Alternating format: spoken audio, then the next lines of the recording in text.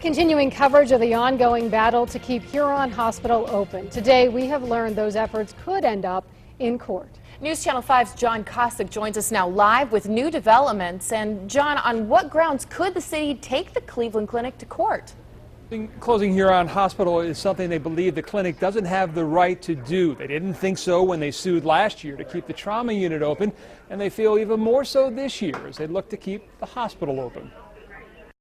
When Cleveland Clinic made the decision last fall to close the trauma center at Huron Hospital, Council Safety Committee met just as they did today, fearing it was just the beginning, and asked more than once if the hospital itself would close. And no less than 10 times that was that question asked, or was a reference to continuing operations of the hospital. They assured all of us that the hospital would not close, the emergency room would continue operations. Last week, the clinic announced because of a steep drop-off in use spurred by a rapidly decreasing east side population, they had decided to close the hospital and in its place have this new community health center meet the community's outpatient needs.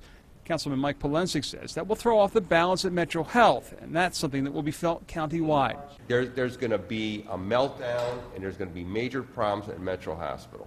Last week, clinic CEO Dr. Toby Cosgrove proclaimed the clinic to be on sound footing with no plans for cuts at their other hospitals. Councilman Mike Polensik says that contradicts what he's hearing from local doctors, some of whom work for the clinic.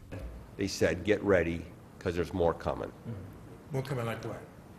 The older inner ring hospitals, you're going to expect to see some additional cutbacks in services and programs. They said, get ready, it's coming. But again, that is something that the clinic last week totally denied. Cleveland now will likely file a suit with East Cleveland seeking an injunction to keep the hospital open.